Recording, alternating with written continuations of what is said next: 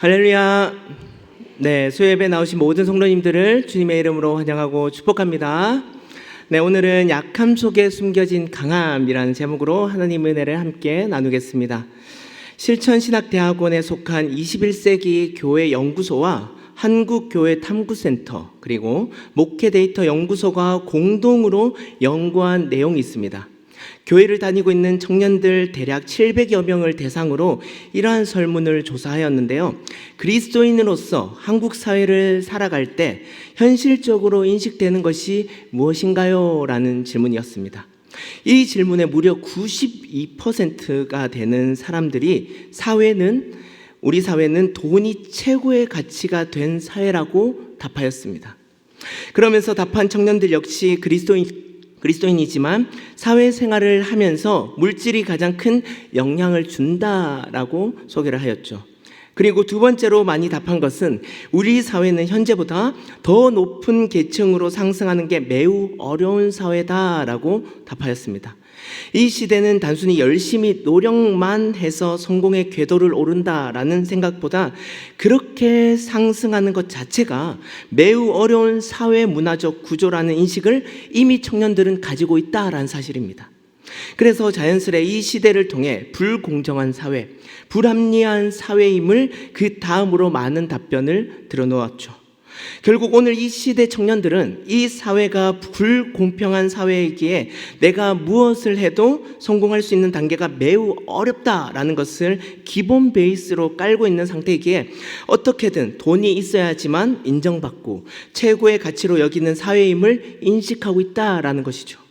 중요한 것은 이러한 청년들이 일반 청년들이 아니라 현재 교회를 다니고 있는 청년 그리고 또는 교회를 다녔던 청년들의 답변이라는 것입니다. 그래서 이들에게 있어서 그리스도인이라는 타이틀은 있지만 신앙을 통해 실질적으로 사회생활에 그리고 사회 현실의 문제를 해결해가는 부분이 현저히 약하다라는 것을 동시에 보여주고 있습니다. 이건 세상 사람들과 같이 물질이나 명예에 따라 나라는 존재가 강하고 약하다라는 것을 인정하고 있다는 것이죠. 그러다 보니 교회는 다니지만 나를 강하게 해주는 것은 돈이라는 인식을 말로 표현을 하고 있지는 않지만 그 내면에 인정하고 있다는 사실을 이 통계를 통해 우리는 확인할 수 있습니다. 이런 통계 자료를 통해 드러난 사실이 잘못되었거나 부정한다라는 의미는 아닙니다. 어쩌면 세상을 살아가는 데 있어서 그리스도인 역시 이 땅을 딛고 살아감으로써 솔직하고 이해할 수밖에 없는 오늘 현실의 모습이라는 것을 볼 수가 있죠. 다만 이러한 자료와 사실들을 통해 그리스도인이라면 세상 속에서 다름이 뭔지 보여주어야 한다는 것입니다. 왜냐하면 주님께서 우리를 세상의 소금과 빛이라고 말씀하셨기 때문이죠. 소금은 소금 고유의 짠맛을 내는 것처럼 그리스도인 역시 이 세상 가운데 그리스도인이기 때문에 나타낼 수 있는 고유의 맛, 세상과는 다른 시선으로 이 땅을 살아가는 삶을 나타내 보여줄 수가 있는데요. 사도 바울은 이러한 다름을 약함과 강함에 대한 의미로 말씀하고 있습니다. 우리 모두는 단편적으로 약함과 강함을 어떻게 바라보고 계십니까? 대부분 눈에 보이는 것으로 구분할 때가 많이 있습니다. 예를 들면 체력적으로 힘이 센 사람이 강하고 그렇지 않으면 약하다라고 판단을 하죠. 뿐만 아니라 그 사람을 평가할 때 그가 가진 배경이나 인맥 또는 누구나 인정할 만한 능력을 가지고 있으면 그것을 가지고 이 사람은 강한 사람이야 라고 구분 지을 때가 많이 있다라는 것입니다. 아니면 좀 전에 소개한 청년들의 답변과 같이 이 사회는 높은 계층으로 상승하기에 매우 어려운 구조이기에 왠지 그곳에 그 높은 계층에 있는 사람은 나보다 더 강한 사람이라고 인식할 수도 있을 것입니다. 이와 같이 우리 모두는 강함과 약함에 대한 인식 자체는 사람마다 다르고 환경이나 가치에 따라 다를 수는 있지만 한 가지 확실한 것은 눈에 보이는 결과물이나 많은 사람들이 인정하고 따르는 시선에 의해 결정된다라는 사실입니다. 그러나 성경은 어떻게 말씀합니까? 이 약함과 강함을 전혀 다른 부분으로 구분 짓고 있습니다. 우리가 생각할 때 약함과 강함은 누가 봐도 비교 대상이 명확하다라고 인식할 수가 있는데요. 사도 바울은 이것을 새로운 관점에서 약함을 말씀하고 있습니다. 그러면서 이 약함을 통해 진짜 강함이 무엇인지를 소개하고 있습니다. 과연 성경에서 말씀하고 있는 이 약함과 강함의 차이는 과연 무엇일까요? 우리가 살고 있는 이 사회와 어떤 차이인지를 확인하시며 성경에서 말씀하고 있는 진정한 강함을 우리 삶 속에 꼭 간직하시길 바라겠습니다. 오늘 본문을 주제로 살펴보신다면 사실 오늘 본문을 그 앞장 고린도후서 11장 30절부터 보시는 게 더 정확하다라고 볼 수가 있습니다. 그 주제는 무엇이냐? 바로 나의 약함을 자랑한다라는 것이죠. 이 말씀을 쓴 사도 바울은 원래 자랑거리가 많은 사람이었습니다. 먼저 그는 유대인으로서 길리기아 다소에서 태어났죠. 당시 길리기아 다소라는 것은 철학과 무역의 도시로 수많은 사람들이 이 다소를 통해 들어왔고 나가는 항구가 있었기 때문에 다른 지역들보다 문화적으로 발달할 수 있었고 다양한 정보나 지식들을 접할 수 있는 아주 매력적인 도시였습니다. 뿐만 아니라 학문의 도시로도 유명합니다. 그래서 사도 바울과 같이 다소 출신이라고 하면 자연스럽게 그 사람들은 수사학이나 교육 그리고 철학에 능통한 사람으로 여겨졌습니다. 특별히 바울은 당대 최고로 인정받은 학자인 가말리엘이라는 사람에게 지도를 받았기에 사도 바울은 출신과 배경, 인맥 모두를 갖춘 사람이라고 볼 수가 있죠. 그러나 그는 세상이 인정하는 강함을 자랑하기보다 자신의 약함을 자랑한다라고 오늘 본문에 밝혀주고 있습니다. 우리 다 함께 오늘 본문 앞장인 고린도후서 11장 30절, 31절 말씀을 우리 다 함께 읽도록 하겠습니다. 내가 부득불 자랑할진대 내가 약한 것을 자랑하리라. 주 예수의 아버지 영원히 찬송할 하나님이 내가 거짓말이 아니하는 것을 아시느니라. 이렇게 말씀하고 있습니다. 지금 바울은 자신에게 자랑할 거리들이 있다 할지라도 그것을 자랑하기보다 내가 약한 그것을 자랑한다라고 말씀하고 있죠. 그런데 이 말은 그냥 내가 입 빨린 말이 아니라 그냥 하는 말이 아니라 우리 주 예수 그리스도의 아버지 하나님께서 내가 이 말이 참된 진실이라는 것을 아신다라고 확신하며 고백하고 있다라는 것입니다. 그러면서 바울 자신에게 있어서 이 악한 점을 여기는 것을 두 가지로 소개하고 있는데요. 먼저는 다메섹에서 아레다 왕의 고관으로부터 도망간 사건입니다. 이 사건은 사도 바울에게 있어서 회심한 이후 얼마 되지 않아 일어난 사건입니다. 주님은 바울을 이방인과 이스라엘 자손들에게 복음을 전하기 위해 택한 나의 그리스야라고 말씀하시며 본격적으로 그를 이방인 전도를 하기로 보내기 시작했습니다. 그렇게 사도 바울은 즉시 다메섹 안에서 전도를 하기 시작했는데요. 사도행전 9장을 보시면 그가 회심한 이후 곧바로 각 회당에 나아가 예수가 하나님의 아들이심을 담대히 전하기 시작합니다. 이러한 사도 바울의 복음 전도가 다메섹에 있는 유대인들을 당혹하게 만들었고 결국 그들은 사도 바울을 죽이기로 결심하였죠. 그러나 주님께서 이 사도 바울에게 피할 길을 열어주셔서 성벽에서 광주리를 타고 내려가 도망간 것입니다. 그에게 있어서 이 복음 전도를 하다가 처음 겪는 고난이었기에 자기 자신이 가장 기억에 남고 이 거리를 자랑하고 싶은 것을 약점으로 여겨졌을 것입니다. 그때부터 사도 바울은 자신이 가지고 있는 스펙보다 약함을 자랑하며 그리스도의 복음을 계속해서 전파하였습니다. 그리고 바울이 자랑하는 또 하나의 약점은 바로 육체의 가시에 대한 이야기입니다. 오늘 우리는 이 사도 바울이 자랑하는 육체의 가시를 통해 그리스도인으로 살아가면서 세상과 다름이 무엇인지를 보여주는 삶이 그 안에 있다라는 것을 우리가 확인하면 좋겠습니다. 이것을 통해 약함을 통해 얻을 수 있는 진정한 강함이란 구체적으로 무엇인지를 살펴보도록 하겠는데요. 크게 두 가지로 나누어 살펴보도록 하겠습니다. 첫 번째로 주님께 기도하는 삶입니다. 우리의 삶에 있어서 영성과 직결되는 부분이 무엇입니까? 네, 바로 체력이죠. 영적으로 성장하고 싶은 마음은 굴뚝 같으나 체력적으로 그것을 받쳐주지 않으면 균형 있는 신앙생활을 하기가 쉽지 않습니다. 그렇기 때문에 기본적인 체력이 유지될 수 있도록 운동도 필요하고요. 먹는 것도 잘 가려 먹을 필요가 있습니다. 저 역시 체력적으로 너무 지쳐 있거나 심하게 아플 땐 모든 것이 스톱되는 것을 직접 경험하게 되었습니다. 그런데 육신의 아픔도 아픔이지만 이 육신의 아픔을 정신적인 아픔이나 정신적인 고통까지 확장된다면 영적으로 바로 서는 것은 더 어려워질 것입니다. 많은 학자들이 지금 사도 바울의 이 육체적인 가시가 눈병, 편두통, 간질과 같이 다양하게 해석들은 하지만 명확하고 정확한 근거는 없습니다.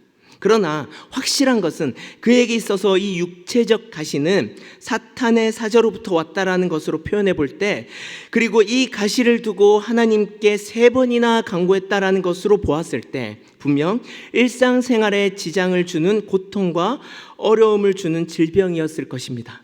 뿐만 아니라 그가 고린도 후서를 쓰게 된 목적 중 하나가 자신도 예수 그리스도의 사도라는 그 사도권을 변호하기 위함인데요. 이러한 육체적 가시로 인해 사도의 직분을 드러내는 것에 대한 어려움이 있을 수 있고 복음 전도에도 분명 영향이 있을 수 있기에 정신적인 고통도 충분히 동반되었을 가능성이 높습니다. 중요한 것은 사도 바울 자신에게 있어서 이러한 육체적 가시가 일상적인 생활이나 복음 전도와 같이 사도의 역할을 감당하는 데 있어서 분명 어려움이 있다라는 사실이죠. 그렇기 때문에 바울은 이 가시를 들고 주님께 3번이나 간구했습니다. 저라도 주님께 기도하며 이러한 다양한 감정을 기도를 통해 표현할 것 같아요. 이번 한 번만 이 가시를 제거해주고 고쳐달라고 애원할 수도 있고요. 복음 전도를 위해 내가 이 가시를 없애야 된다고 정말 이 기도를 통해 하나님과 협상 아닌 협상을 벌일 수도 있을 것 같아요. 그리고 아니면 어떻게 하나님 그럴 수 있냐고, 주님을 위해 내가 살고자 이렇게 이제 작정하고 정말 복음 전도자로 내가 살고자 하는데 이 문제만큼은 들어주셔야 되지 않겠냐며 울분을 토해낼 수도 있을 것 같습니다. 그런데 지금 자신의 약함을 두고 기도했던 이 사도 바울이 그 기도를 통해 진정한 강함을 경험하게 되었다는 사실이죠. 우리 다 함께 오늘 본문 9절 말씀을 우리 함께 읽어보도록 하겠습니다. 나에게 이르시기를 내 은혜가 내게 족하도다. 이는 내 능력이 약한 데서 온전하여 짐이라 하신지라. 그러므로 도리어 크게 기뻐함으로 나의 여러 약한 것들에 대하여 자랑하리니 이는 그리스도의 능력이 내게 머물게 하려 함이라. 아멘. 주님께서 지금 바울의 기도를 들으시고 이렇게 응답하시며 말씀합니다. 너의 능력이 약한 데서 온전하여 짐이라. 그때 바울은 기도 응답을 받았다는 사실을 알고 크게 기뻐하였다라고 이어서 말씀하고 있습니다. 과연 바울은 주님께서 하신 말씀을 통해 무엇을 깨달았을까요? 너 능력이 약한 게 온전한 거야, 주님께서 이렇게 말씀하였는데 어떻게 이것을 통해 육체의 가시를 둔 바울이 크게 기쁨으로 변화되게 하셨을까요? 바로 사도 바울이 이 약한 데서부터 주님께 간구하였다라는 그 자체가 그를 기쁘게 하는 힘이 되었다라는 사실입니다. 오늘 보면 7절 말씀을 한번 보시면 자신의 육체의 가시를 가짐으로 주님은 사도 바울의 무엇을 고쳐주셨습니까? 너무 자만하지 않는 마음, 다른 말로 자기 자신을 더 의지하는 마음을 고쳐주심으로 바울은 그 가시를 붙들고 주님께 나아가 간구할 수 있었다는 것이죠. 고쳐달라고 간절히 구할 수도 있고 이 상황이 힘들어 기도하다가 짜증이 나 화가 날 수도 있겠죠. 그런데 우리가 지금 이 말씀을 통해 주목할 것은 바울이 어떻게 하나님께 기도했는지 그의 기도 제목보다 이러한 상황에서 주님께 바울이 기도하였다라는 것, 자만하지 않고 오롯이 주님께 붙어 있어 그 기도한 기도에 주님은 이렇게 응답하셨다라는 것입니다. 너의 능력이 약한 데서 온전하여 짐이라.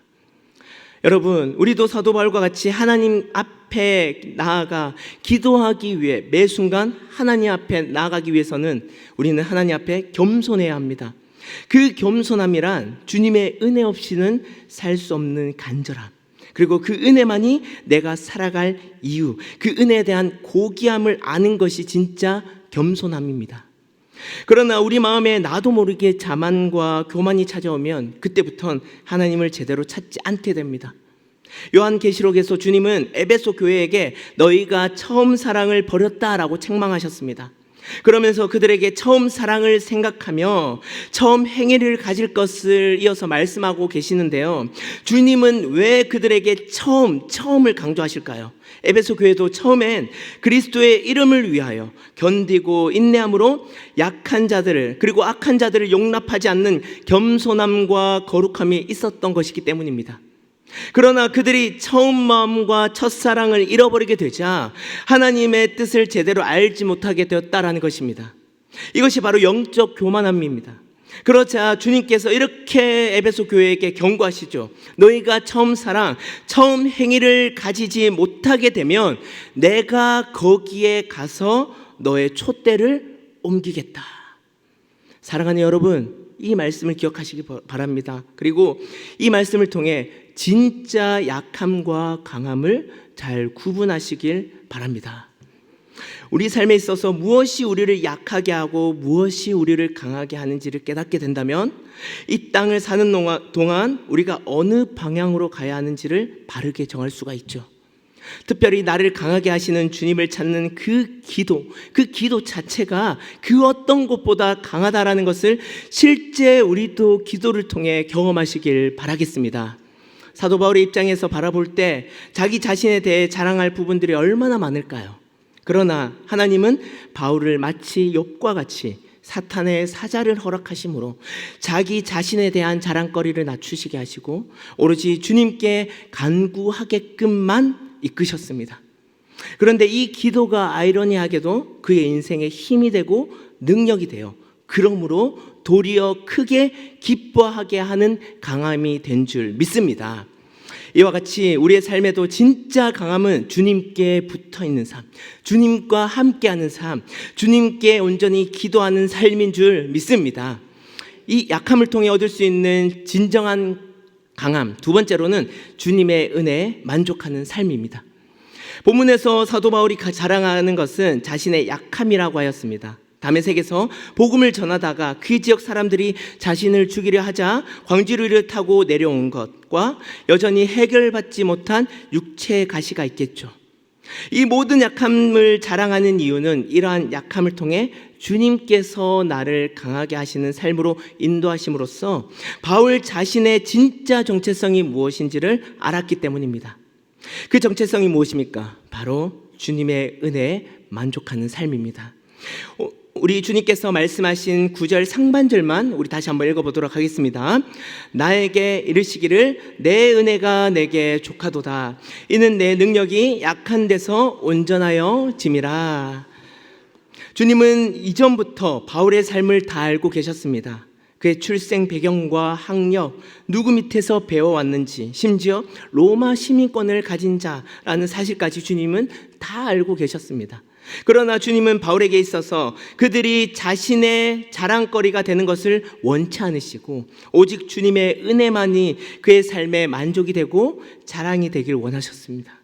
그래서 바울이 3번이나 자신의 가시를 두고 간구함에도 주님께서 말씀하신 기도응답은 내 은혜가 너에게 족하도다 라는 말씀이죠.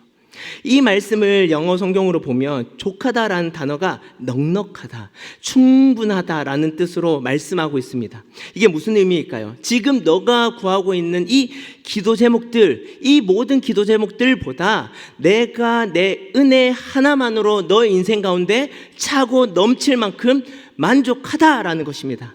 이 은혜 하나가 다른 어떤 것으로도 채울 수 없고 대체 불가능한 하나님의 기도 응답이란 사실이죠. 여러분, 이것이 바로 약함으로부터 오는 진짜 강함인 줄 믿습니다. 이 은혜만 있으면 다른 어떤 기도 응답보다 강력한 힘이 될 줄 믿습니다. 그러나 우리는 이 은혜보다 때로는 물질의 복, 건강의 복, 자녀와 우리 가족의 복을 더 붙잡을 때가 있지는 않습니까? 이러한 복을 위해 기도하는 것도 반드시 필요하겠지만 오늘 말씀을 통해 다시 한번 우리가 생각해 보시면 과연 우리는 먼저는 내 은혜가 너에게 족하도다라는 이 말씀에 온전히 우리가 신뢰하고 받아들인 상태에서 다른 기도 제목들을 두고 있습니까? 아니면 주님의 은혜보다 지금 당장 내가 살아가는 데 필요한 실질적으로 나를 채울 수 있는 기도 제목에 더 만족하고 그것에 더 마음을 두고 있습니까? 결국 주님은 우리에게 신앙의 우선순위를 두길 원하시고 그것을 가르쳐주고 계십니다. 그래서 사도 바울에게도 주님은 질병을 치료해 주고 싶으실 것이고 충분히 치료해 주실 수 있으시지만 앞으로 그가 복음 전도자의 삶을 살아가기 위해선 다른 것보다 주님의 은혜가 그의 인생의 최고의 우선순위가 되도록 내 은혜가 너에게 족하도다. 이는 내 능력이 약한 데서 온전하여 짐이라 라고 말씀하신 것이죠. 우리 모두는 조금이라도 내가 믿을 거리가 있거나 강하다고 생각되어지는 것이 생기는 순간 나의 약함을 굳이 발견하려 하지 않습니다. 나의 약함을 발견하지 않으면 그 약함 속에 숨겨진 주님의 은혜, 그 능력을 찾으려 하지 않게 되겠죠. 왜냐하면 은혜의 본질을 제대로 파악하지 못하였기 때문입니다. 여러분, 주님의 은혜에 만족하는 삶은 예수님의 완전하신 공로가 인정되는 순간입니다. 하나님이신 주님께서 죄인된 우리를 위해 이 땅에 오셔서 죄 없으신 그분께서 십자가에 달려 죽으신 그 공로, 그 희생을 내가 믿고 알아가는 삶, 그것이 주님의 은혜만을 만족하는 삶인 줄 믿습니다. 이러한 관점에서 우리 모두는 하나님의 은혜를 받을 만한 그 어떤 조건도 가지고 있지 않습니다. 그럼에도 불구하고 하나님은 예수 그리스도를 통하여 한없는 사랑과 은혜를 우리에게 지금 또 허락해 주고 계십니다. 이것이 바로 진짜 은혜이죠. 어쩌면 우리가 이 은혜의 깊이나 너비를 측량하지 못할 만큼 하나님의 그 은혜, 주님의 그 은혜가 크고 방대해서 그 주님의 은혜를 제대로 측정하지 못해 우리의 삶의 최우선순위에 두지 못하고 있지는 않습니까? 오늘 말씀을 우리가 다시 한번 기억하시며 우리에게 주님의 은혜만 있으면 충분히 만족할 수 있다라는 그 믿음과 확신을 가지시길 바라겠습니다. 넉넉히 우리 삶에 주님의 은혜만으로 체험을 받을 줄 믿습니다. 그렇기 때문에 그 은혜 입기에 우리는 더 힘쓰시고 오로지 주님의 은혜를 구하시는 저와 여러분들 되시길 바랍니다. 주님의 은혜를 경험한다면 내가 약해져도 상관없습니다. 낮아져도 괜찮습니다. 왜요? 주님께서 우리 삶 가운데 주님의 은혜로 말미암아 차고 넘치게 우리 삶 가운데 복을 주시고 하나님의 자녀된 확실한 정체성까지 확인시켜 주시기 때문이죠. 그래서 사도 바울은 이 주님의 은혜 하나만으로 나의 약함을 통해 진짜 강함이 무엇인지를 그러므로라는 접속사를 사용함으로써 명확히 설명하고 있습니다. 오늘 본문 끝절인 10절 말씀을 우리 다 함께 읽어보도록 하겠습니다. 그러므로 내가 그리스도를 위하여 약한 것들과 능력과 궁핍과 박해와 곤고를 기뻐하노니 이는 내가 약한 그때 강함이라. 아멘. 말씀을 정리하겠습니다. 주님은 우리에게 세상의 빛과 소금이 되어라고 말씀하셨습니다. 그만큼 그리스도인은 세상 가운데 다름이 무엇인지를 보여주어야 합니다. 특별히 우리는 약함과 강함의 명확한 의미를 알아야 합니다. 세상은 내가 힘이 세고 가진 것이 많고 권력을 행사할 수 있는 것들이 다양해지면 그것을 강하다라고 판별하고 있습니다. 반면 그렇지 못하면 약하다라고 생각되어지기에 사람들은 최대한 이 약함을 감추려 하고 더욱더 강함을 위해 노력하고 애쓰고 시간을 투자하고 있습니다. 그러나 그리스도인은 이와 정반대로 내가 약하기 때문에 내 자신을 너무나도 잘 알기 때문에 그리스도를 의지할 수 있고 그 은혜만을 사모하며 만족할 수 있기에 진짜 강함을 비로소 경험할 수 있다는 사실이죠. 그래서 우리는 매 순간 주님께 기도하는 것이 우리의 힘이요 능력이 된다라는 사실입니다. 어떻게든 주님과 붙어 있고 주님께 간구함으로 나의 약함을 통해 주님께서 일하시고 주님께서 역사하시는 우리의 삶을 살아가야 됩니다. 그래서 우리의 삶의 최우선순위를 오직 예수 그리스도에게 고정하시며 그분의 은혜가 나의 모든 것을 만족시키시고 넉넉히 채워질 것을 믿으시길 바라겠습니다. 오늘 또 그 은혜가 우리 가운데 임하실 수 있도록 간구하시며 주님의 은혜 없이는 단 하루도 살아갈 수 없는 인생, 그 은혜만을 간구하며 찬양하는 우리의 인생이 되시길 바라고 소망합니다. 그러므로 우리 역시 이런 사도 바울의 고백과 같이 내가 가지고 있는 것을 자랑거리로 생각하기보다 나의 약함을 자랑함으로 그분으로 인하여 내가 강하게 되었음을 확신함을 가지고 이 땅에 살아가시는 진짜 강한 그리스도인으로 살아가시길 우리 주 예수님의 이름으로 간절히 축복합니다.